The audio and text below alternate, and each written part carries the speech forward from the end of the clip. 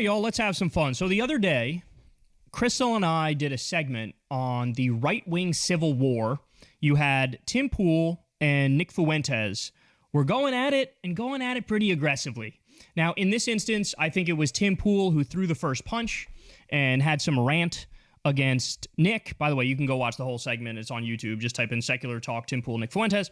And look, in the back and forth, there's no denying Nick Fuentes got the better of him because it's so easy to just point out, and this is accurate, Tim, you literally just met with Netanyahu at the White House. Like, nobody thinks you're objective. Nobody thinks you're a truth teller. Nobody thinks you're outside the club. No, you're in the club.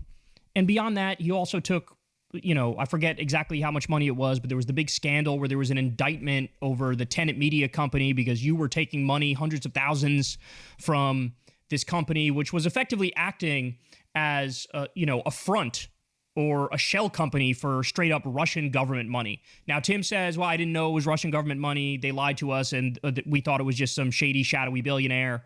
But as I always say in response to that, it's like, that's just as bad, right? Whether you knew it was Russian money or not, at the very least, you knew it's a shady, shadowy billionaire who's giving you money. You could just not take shady, shadowy billionaire money. I don't. It's not that hard, right? So it was too easy for Fuentes to sort of slap him around and be like, who are you kidding, right? Like, you're not this fucking skater boy. Like, you're part of the club. You're inside the club. You met with Netanyahu. You're all on Trump's nuts 24/7.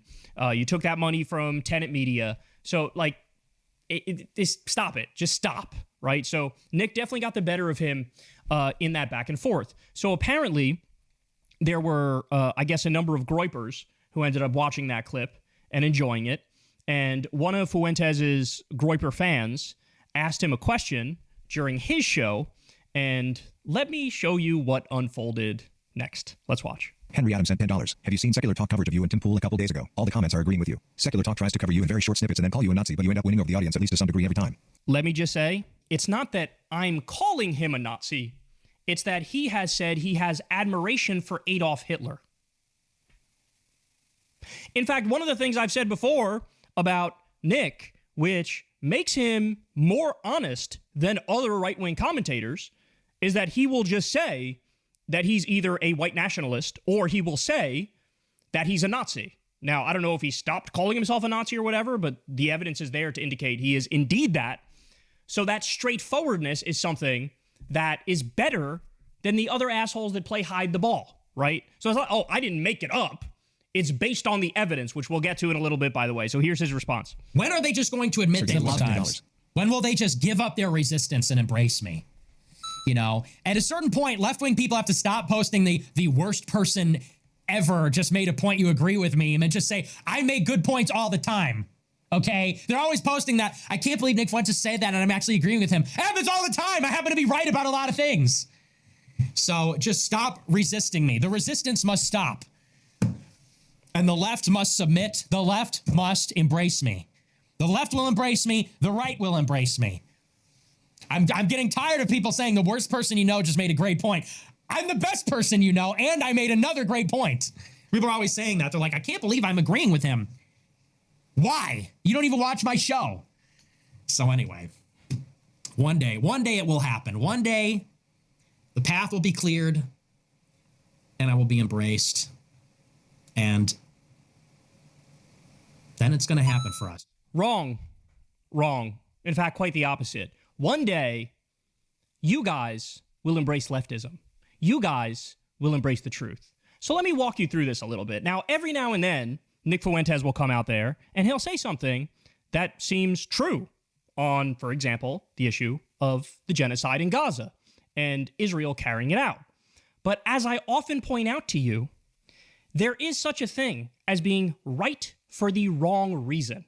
So we talk about the genocide in Gaza because we care about human rights. We care about Palestinian freedom, liberation, and sovereignty. And we see that Israel is an apartheid ethno-state, and we're against apartheid ethno-states. That's why we talk about it, because it's a moral atrocity. I oppose it on moral grounds. Now, Nick Fuentes, as I said, he's more honest than the other right-wingers, so he gives us these moments where perhaps he's a little too honest, and it comes back to bite him in the ass. Here's, in his own words, Here's what he actually thinks about Palestine. Watch this.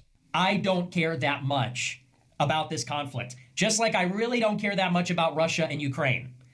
But just like with Russia and Ukraine, this conflict has severe consequences for our adversaries.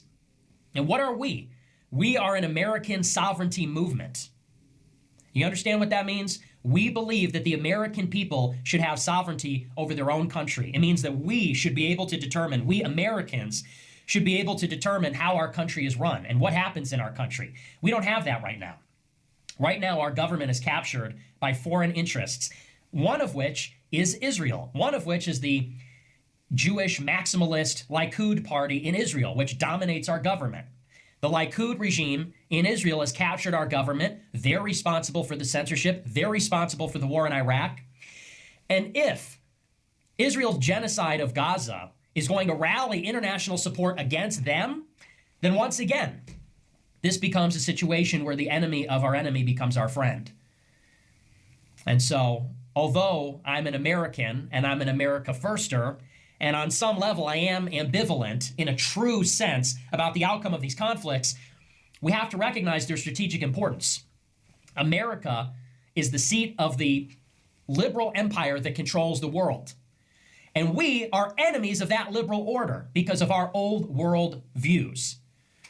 And so to the extent that Russia is rolling that back, or China is rolling that back, to the extent that Israel is being led into a trap which will alienate it from the world and diminish its influence, then we have to support these causes. We have to be strategic about it.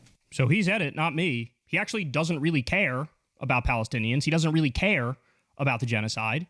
He takes these positions for strategic reasons because he's against the liberal order in the world. Now, the difference there is I actually want the liberal order and international law to matter. I want it to be enforced. I want it to be real. So he's taking this position for the exact opposite reason. I'm taking it for moral reasons. I'm taking this position, and leftists take this position for moral reasons. He's taking it for strategic reasons, and because the enemy of my enemy is my friend, right? And I'm against the liberal order, and this helps bring down the liberal order. There's a big difference there, y'all. There's a big difference. And virtually everything I say about Fuentes' position doesn't come from me. It comes from things I've seen of him. And I think that's a chicken shit position. It's a chicken shit position to say, I don't actually care about the genocide. I don't care about the bombings of hospitals and schools and UN buildings and paramedics and sniping children in the face. I don't actually care about that. It's just, strategic. That's why I'm taking this position. But I'm not done yet. So let's continue. He's shocked that people hit him with the worst person you know made a decent point. No, people say that because it's true. Here's another example. Let's hope they round up a few innocent people just on account of that. It's a small sacrifice. It's a small price to pay. What if we did round up a few regular illegals from some other country and put them in El Salvador in prison?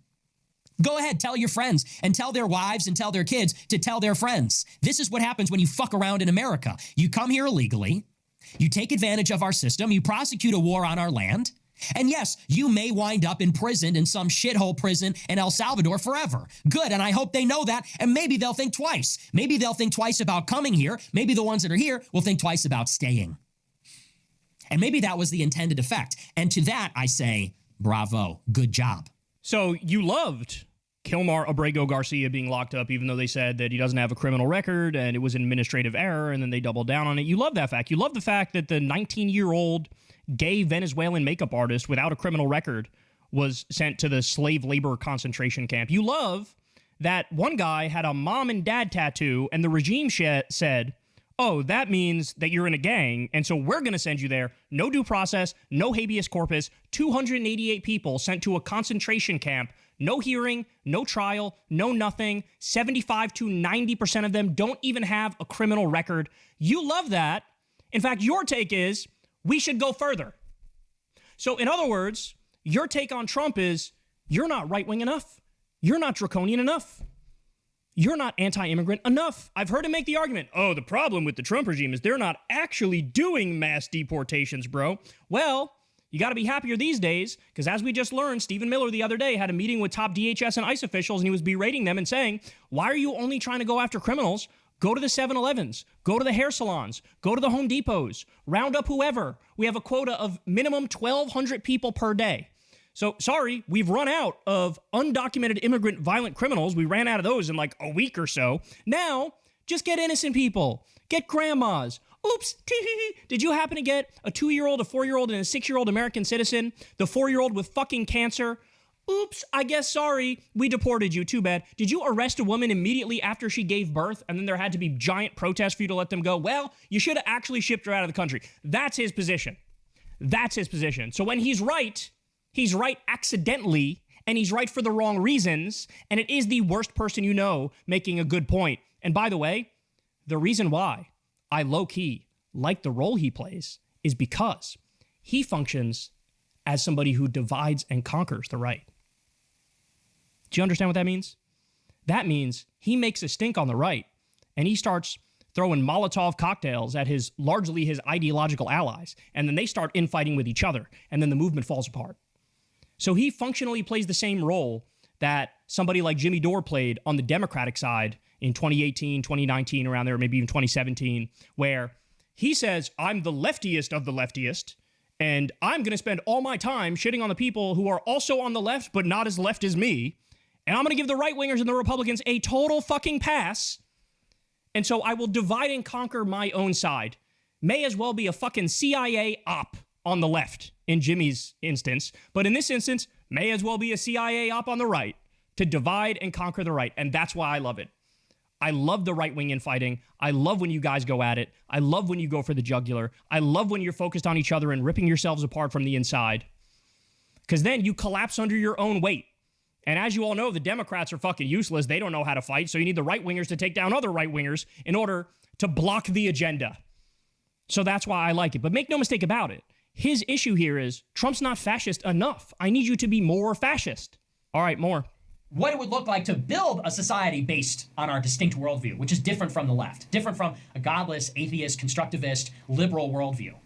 And what does that look like? Does that look like a society where you have gay marriage and birth control and contraceptives and legal, ubiquitous internet pornography and all the rest, but transgender kids aren't playing in girls' water polo? No.